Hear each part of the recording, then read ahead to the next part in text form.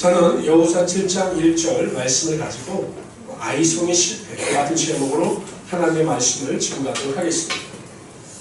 오늘 이 설교 시작할 때 제가 성경 퀴즈로 시작할 텐데요. 별로 어렵진 않습니다. 여러분 부담 없이 한번 맞춰보시는데요. 이게 넌센스입니다. 조건은 뭐라고요? 넌센스. 그러니까 심각하게 생각하지 말고 성경 퀴즈 중에서 넌센스입니다. 맞춰보십시오. 여러분 성경 인물 중에서 시험을 보기만 하면 100점을 맞을 것 같은 사람이 누굴까요? 시험만 보면 100점을 맞을 것 같은 사람. 심각하게 생각하지 말고 넌센스예요. 넌센스. 사람이에요. 사람. 모세의 누나? 미리암입니다. 미리암. 완전 이해가 되시죠? 이제 성경 퀴즈 수준 아시겠죠? 미리암입니다. 미리 알기 때문에 100점을 맞을 것이다 라는 거죠. 이제 두 번째, 어렵지 않습니다. 장사를 하면 정말 장사를 잘할 것 같은 여인이 있습니다. 누굴까요? 두 글자입니다. 어떻게 알았어요? 야, 단순하면 맞히냐니까 우리 양가원이가 맞췄으니까 이거 내가 문제에서 처음 알아요. 양가원 박수. 누구요? 물건을 사라. 그래서 장사를 제일 잘할 것 같은 사람이 사라요. 하은이가 맞췄어요. 마지막입니다. 제가 9시 때는 안 냈던 문제인데 물건값을 제일 잘 깎을 것 같은 사람은 누굴까요? 물건값을 막 달라 그러는 사람. 누구요? 맞지. 7 귀신 들렸다. 귀신 쫓겨난 누구요? 막달라 마리아가 장사를 제일 잘할 거야. 물건을 제일 싸게 살 것 같아요. 막달라 마리아. 그러면 어렵지 않아요. 정말 쉬운데. 이스라엘 백성들이 가나안 땅의 성을 정복할 때 정복한 성 중에서 가장 작은 성은 무슨 성일까요? 그렇죠. 이건 너무 쉽지요. 오늘 나오니까. 보통 이렇게 넌센스한데 아이성. 가장 작은 성은 아이성이다 이야기를 합니다. 그런데 실제적으로 아이성이 작았느냐? 아니에요. 약했느냐? 아닙니다. 이 아이성은 여리고성으로부터 북서쪽으로 약 16km 떨어져 있습니다. 그리고 높이가 그 고지가 518m 고지에 성이 위치하고 있었어요.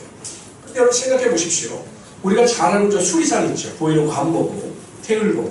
저게 498m니까 아이성은 그보다 훨씬 높은 위치에 자리 잡고 있었던 겁니다. 그러니까 이렇게 쉽게 공략할 수 있는 성이 아니었어요. 그래서 이스라엘 백성들이 쉽게 이 성을 생각했다가 아이성의 1차 공격에서 실패를 거두고 맙니다. 더군다나 36명이 죽음을 맞이하게 돼요. 왜 하나님께서는 쉽게 여리고성을 주셨는데 왜 아이성에서는 실패를 경험하게 했을까? 왜 이스라엘 백성들은 아이성 공격에 실패하고 좌절감을 느껴야만 했을까? 그리고 그 아이성의 실패를 통해서 하나님께서 이스라엘 백성들에게 주시고자 하는 교훈은 무엇이었을까? 오늘은 이러한 질문에 대해서 답하고 함께 나누고자 합니다. 첫 번째로 아이성의 실패가 주는 교훈은 모든 일이 하나님을 의지하지 않고는 좋은 결과가 나올 수 없다는 것입니다. 이제 여리고성을 공격하고 난 뒤에 이 여호수아가 정탐꾼을 아이성에 보내요.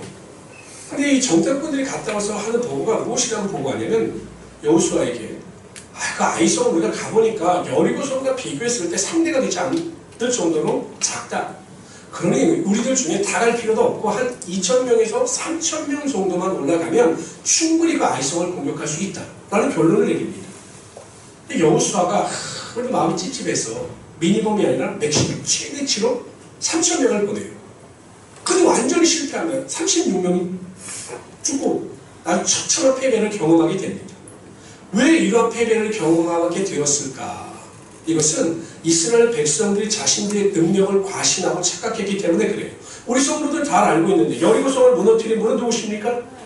하느님이세요. 이스라엘 백성이 아니에요. 이스라엘 백성이 한 것은 아무것도 없습니다. 그런데 이스라엘 백성들은 여리고성이 무너진 것이 마치 자신의 능력에 의해서 무너진 것처럼 착각했기 때문에 아이성도 자신들의 능력으로 충분히 무너뜨릴 수 있다라고 하는 착각에 빠진 겁니다. 그래서 여러분이 아이성을 공격할 때 보면 그들이 하나님을 의지했다, 하나님의 음성을 들었다, 지시를 받았다라고 하는 내용이 하나도 나오고 있지 않습니다. 그런데 결론적으로 보면 이스라엘 백성들에게 능력이 있었느냐? 하나도 없었어요. 그들은 상황을 파악하고 그 전략을 수행할 만한 능력도 없었던 겁니다. 그냥 자신의 능력을 과신한 겁니다. 그것을 단적으로 보여주는 예가 무엇이냐면 나중에 이제 하나님께서 아이성을 공격할 때 전략과 전술을 세우세요. 근데 전략과 전술을 세울 때 그 동원되어야 될 그 군사력이 몇 명인가에 대해서 8장에 말씀하시는데 다시 읽어봅시다. 시작. 여호와께서 여호수아에게 이르시되 두려워하지 말라 놀라지 말라 군사를 다 거느리고 일어나 아이로 올라가라. 보라 내가 아이 왕과 그의 백성과 그의 성읍과 그의 땅을 다 하나님께서 다 올라가라. 다. 그 인원이 3만 명입니다. 하나님이 판단하시기에 아이성은 3만 명의 군사력이 동원되어야 제압할 수 있는 성읍이었는데 이스라엘 백성들은 3천 명이면 된다라고 하는 잘못된 판단을 내리고 말았던 것이죠. 여러분 우리가 이 세상을 살아갈 때 인간은 강한 척하지만 한없이 나약하고 부족한 것이 인간입니다.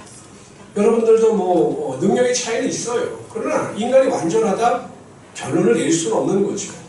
여러분 얼마 전에도 보십시오. 그 대한항공 조종훈 회장 같은 경우는 그렇게 능력도 있고 나름대로 성공한 사람이라고 이야기를 했는데 그렇게 스트레스 받다가 그 병으로 인하여 쉽게 세상을 떠나가지 않습니까?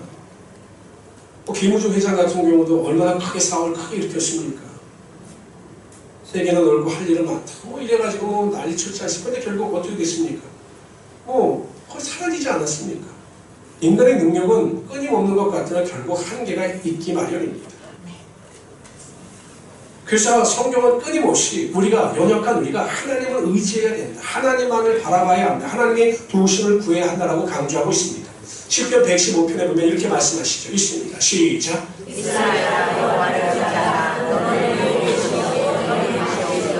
여호와를 경외하는 자들아 너희는 여호와를 의지하여 그는 너희 도우시오. 성경은 끊임없이 하나님을 의지하고 하나님의 도우심을 구할 때 하나님께서 하늘의 문을 여시고 우리에게 지혜도 주시고 능력도 허락하여 주심으로 우리가 모든 일을 넉넉히 이기며 살아갈 수 있다라고 결론을 내리고 있습니다. 우리의 능력은 하나도 중요하지 않아요. 얼마나 많이 가졌느냐, 얼마나 많이 배웠느냐, 내가 얼마나 능력을 가지고 있느냐 이건 중요하지 않습니다. 정말로 중요한 것은 하나님을 의지하는 믿음입니다. 하나님의 도우심을 구하는 절대적인 믿음입니다. 그럼 하나님께서 하늘의 문을 여시고 우리에게 필요한 모든 은혜와 능력으로 부어주심으로 우리가 넉넉히 이기며 살아갈 수 있게 하여 주시는 거죠. 아멘. 제가 존경하는 목사님이 한 분 계시고 이분은 죽었다 살아나신 목사님이신데 그 목사님이 그 성도에 대해서 간증하는 이야기를 제가 들었습니다. 그 목사님의 그 교회 권사님이 계신데 젊으셨을 때 남편과 사별을 하셨어요. 혼자 이제 아들 하나를 정말 귀하게 키우셨죠.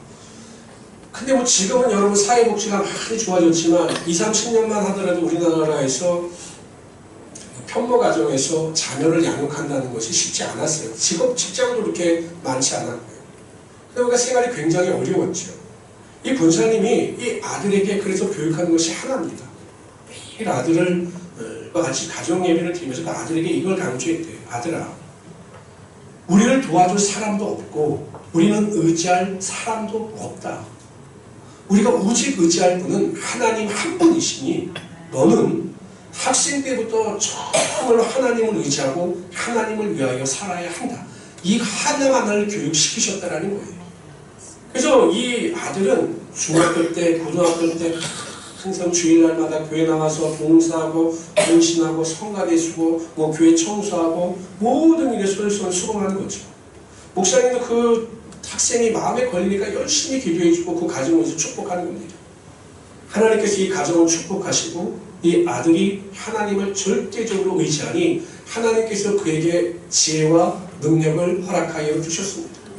나중에 들어보니까 좋은 대학교 나와서 사법고시도 패스하고 좋은 로펌의 스카우트가 되어서 그 하나님의 영광을 드러내고 그 권사님과 잘 살아가고 있다라고 하는 이야기가 목사님에게 듣고 큰 은혜를 받았습니다.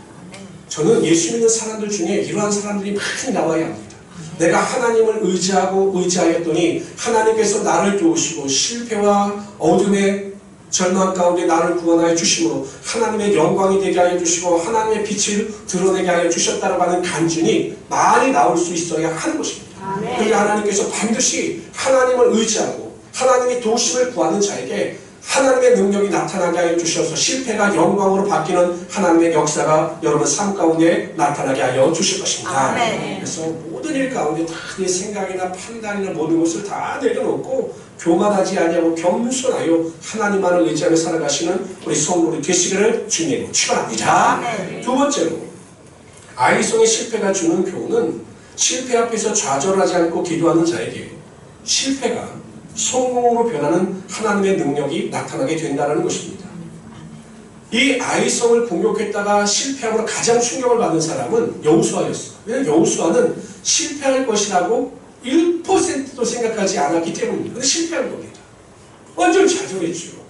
근데 여호수아의 위대한 점은 이러한 실패 앞에서 낙담하고 그냥 절망한 상태에 머물러 있는 것이 아니라 장로들을 데리고 하나님 앞에 나아가 그 여호와의 궤 앞에 엎드려 하나님께 기도하고 있다는 사실입니다. 7장 6절에 보면 이렇게 기록하고 있습니다. 여호수아가 옷을 찢고 이스라엘 장로들과 함께 여호와의 궤 앞에서 땅에 엎드려 머리 티끌을 뒤집어 쓰고 점을 두고 있다가 여호와의 궤 앞에 엎드려 하나님께 기도했던 것이죠. 그럴 때 하나님께서 그에게 그 실패의 원인이 아간에 있음을 깨닫게 하시고 아간을 심판하심으로 다시 한번 아이성을 정복할 수 있는 하나님의 영광이 나타나게 하여 주셨던 것입니다. 실패와 문제 앞에서 절망만 하고 낙심만 하는 자에게 다가오는 것은 우울감입니다. 여러분 누구나 다 실패하고 좌절할 수 있어요. 예수 믿는 사람들은 실패와 좌절을 경험합니다. 그런데 그 실패와 좌절 앞에서 낙담하고 실망만 하는 자에게 다가오는 것은 우울감뿐이에요. 그리고 원망과 불평뿐입니다. 그러나 실패와 좌절 앞에서 포기하지 아니하고 하나님 앞에 나가 믿음을 가지고 기도하는 자에게는 하나님께서 어두운 가운데 소망을 허락하여 주시고 능히 이길 수 있다라고 하는 믿음을 주셔서 절망 가운데 기뻐하며 감사하며 찬양하며 살아갈 수 있도록 허락하여 주시는 거죠. 아멘. 실패 앞에서 기도하는 자는 하나님이 주신 절대 평안이 있습니다. 이상하죠? 이것은 우리가 어떤 이론적으로 설명할 수는 없지만 내가 실패를 경험하고 좌절을 경험했을 때 하나님 앞에 나와 간절히 기도하면 그 실패와 좌절을 뛰어넘는 하나님의 평강이 우리의 심령과 생각 속에 반드시 임하게 된다는 사실입니다. 아멘. 한나라고 하는 여인이 있었습니다. 근데 문제는 이 남편 엘가나와의 사이에서 정말 금술이 좋았는데 자녀가 없다라는 거예요. 왜냐면 지금이야 여러분 뭐 자녀가 없어도 뭐 별 문제 뭐 이렇게 큰 사회적 사람들에게 뭐 눈총을 받는 거나 이런 일은 없어요. 그 당시에 자녀가 없다라고 하는 것은 하나님이 저주를 받은 자로 간주가 됐어요. 그러니 여러분 자녀가 없음으로 인해 얼마나 큰 고통을 겪었겠습니까? 더군다나 자신의 남편 엘가나가 다른 여인을 맞이했는데 분이다라고 하는 여인은 자녀들이 많은 거예요. 거기서 오는 상실감, 상처, 분노, 우울, 정말 그 마음에 큰 어려움이 있었습니다. 남편에게 화도 내보고 남편에게 하소연도 해봤지만 이게 해소가 되지 않는 거예요. 남편이 자신을 아무리 사랑해주고 위로해줘도 그 위로와 사랑함이 그 마음의 상처와 마음의 어려움을 내어쫓지 못하는 겁니다. 심한 좌절감을 느끼는 거죠. 그래서 결국에 한나가 결단하여 하나님 앞에 나아갑니다. 하나님께 대하여 아들을 달라고 간절히 기도합니다. 하나님께 매달립니다. 그랬더니 하나님께서 그 한나에게 믿음을 주시고 내가 너에게 아들을 허락하여 주겠다라고 하는 믿음을 주십니다. 그랬더니 그 마음속에 어둠이 다 떠나갑니다. 상처도 다 떠나갑니다. 그리고 마음속에 하나님 주신 절대 평안의 능력이 임하게 되었습니다. 성경에 보면 그가 성전에서 기도하고 난 뒤에 집에 돌아와서는 그 얼굴에 수색, 그 걱정 근심거리가 없었다라고 성경은 기록하고 있습니다. 이처럼 여러분 우리가 실패를 맛보고 좌절을 맛봤을 때 기도하면 인간의 힘으로 극복할 수 없는 하나님의 소망의 능력이 우리에게 임함으로 우리가 모든 것을 넉넉히 이기며 살아갈 수 있게 되는 것입니다. 아멘. 우리가 이렇게 책을 보거나 저는 항상 말씀드리죠. 저는 이 서민갑부 뭐 이런 프로그램을 굉장히 좋아해요. 역경을 이기고 성공한 사람들에 대한 스토리나 이야기 책을 저는 굉장히 많이 좋아합니다. 그런데 그런 사람들에게 공통적으로 발견되는 특징이 있어요. 나름대로 다른 사람들보다 인생을 잘 산 사람들에게 특징이 있어요. 그 특징이 무엇이냐면 좋은 습관이 있다는 거예요. 좋은 습관. 책을 많이 읽는다든지 남들보다 부지런하다든지 라고 하는 좋은 습관이 있습니다. 그 좋은 습관이 그 사람들을 그 분야에서 성공자로 이끈 것입니다. 신앙도 마찬가지입니다. 제가 보기엔 신앙도 좋은 신앙의 습관을 가지고 있는 자에게 하나님께서 큰 은혜와 능력으로 그 삶을 채워주시는 것입니다. 그 중에 핵심이 무엇이냐면 기도예요. 기도의 습관을 가진 자에게 하나님께서 반드시 그 마음의 소원을 쫓아 기도하는 대로 하나님의 영광의 능력이 나타나게 하여 주시는 것입니다. 아멘. 여러분들 연세 드신 분들은 아실 거고 요즘 분들은 아시는지 모르겠지만 이 원종수 박사라고 하는 분이 계시고 혹시 들어보셨나요? 이분이 너는 내 것이라고 하는 책을 쓰신 분인데 이분의 스토리가 간증이 많은 사람들에게 울림이 있었습니다. 이 원종수 박사가 학교 다닐 때 고등학교 2학년 때 전교 등수가 480명 중에 410등이었어요. 그러니까 거의 뒤에였죠. 그런데 그 공부에 대한 욕심도 없었습니다. 그러다가 어느 날 자신의 어머니를 보니까 그 교회까지 1시간 반인데 새벽마다 매일 1시간 반을 걸어서 기도하고 오시는 거예요. 그래서 어머니께 여쭤봤죠. 어머니 그 새벽마다 그렇게 멀리 기도하러 가시는 것이 어렵지 않으세요? 라고 여쭤봤더니 너무 행복하다는 겁니다. 매일 이렇게 하나님과 1시간 반씩 기도하는 것이 자신의 삶에서 가장 큰 행복이다. 이렇게 이야기를 하니까 도전을 받은 거죠. 아니 무엇 때문에 저렇게 행복할까? 그냥 본인이 따라하는 겁니다. 어머니와 같이 매일 새벽마다 고등학교 2학년 학생이 거의 1시간 반씩 걸어가서 새벽 기도를 하고 돌아오는 것이에요. 그때 마음에 은혜가 임하는 거죠. 그런데 오늘 하나님께서 이 원종수 학생에게 뭐라고 말하래요? 내 소원이 무엇이냐라고 말씀하시는 거예요. 솔로몬과 똑같이 지혜를 구했다고 합니다. 지혜를 주십시오. 그랬더니 그 다음부터 하나님의 지혜를 통해서 은혜를 부어주시는데 480명 중에 410등 하던 학생이 전교 5등을 하고 나중에 전교 1등을 해서 서울대학교 의예과에 수석 입학하고 졸업할 때도 수석 졸업하고 전국 의사고시에서도 전국 1등을 했다고 합니다. 이제 한국에서 만족하지 않고 미국 암협회 병원에 들어가서 활동을 하고 있습니다. 무엇입니까? 기도하는 습관을 가지고 우리가 주님 안에서 노력하게 되면 하나님께서 반드시 그 기도 가운데 응답하게 주셔서 기도의 열매가 여러분 삶 가운데 나타나게 하여 주신다는 사실입니다. 아멘. 기도하는 습관을 가진 사람들은 이 세상을 살아갈 때 자신감이 있어요. 자신감이 있습니다. 기도의 능력으로 말미암아 무슨 일을 만나고 어떤 어려움을 당해도 자신감이 있어요. 여러분 마라톤 선수들은 매 42.19 정도의 그 킬로수를 달리죠. 뭐 일주일에 한두 번씩이라도. 그렇기 때문에 막상 경기 임하게 되면 먼 거리를 달려가는 것에 대한 두려움이 없습니다. 그만한 체력을 가지고 있기 때문에. 기도하는 사람들도 마찬가지예요. 매일 깨어서 습관을 쫓아 기도하는 성도들은 내가 하나님께 대하여 기도하고 있다는 그 믿음의 능력이 있기 때문에 이 세상을 살아갈 때 두려움이 아니라 자신감을 가지고 살아갈 수 있게 되는 것입니다. 제가 이 목회를 하면서 보면요. 확실히 기도하는 분들과 기도하지 않는 분들 사이에는 큰 차이점이 있어요. 매일 깨어서 기도의 습관을 쫓아 살아가는 성도들은 문제를 만나든 환난을 만나든 절망을 만나든지 간에 절대 원망하거나 불평하지 아니하고 하나님께서 이 실패와 어려움을 통해서 하나님의 은혜와 능력을 이끌어 가실 것을 믿습니다. 그래서 항상 감사합니다.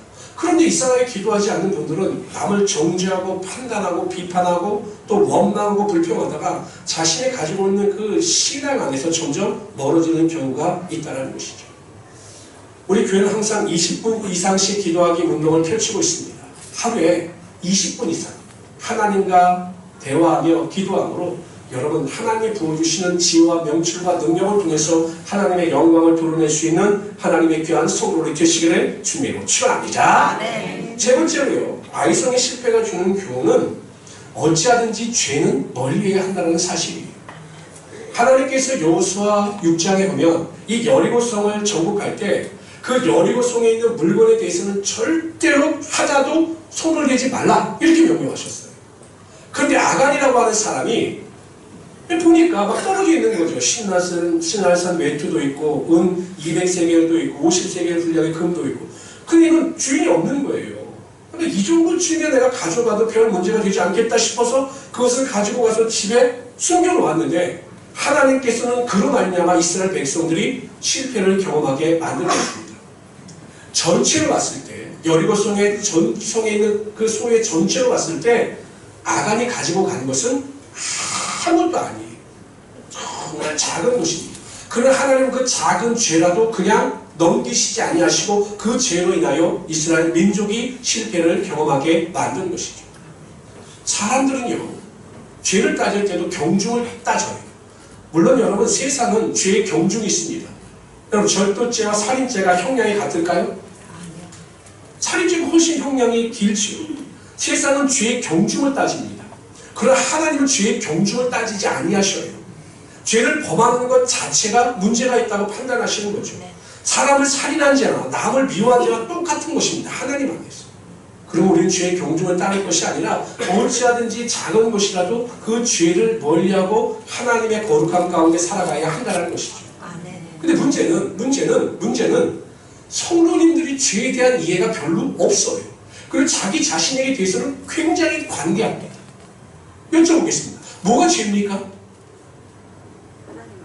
뭐가 죄예요? 예수 안 믿는 건 뭐 죄인 건 당연하고요. 하나님의 뜻에서 벗어나는 것. 그렇죠. 하나님의 뜻에서 벗어나는 것이 죄예요. 봅시다. 하말티아입니다. 헬라어 뭐라고요?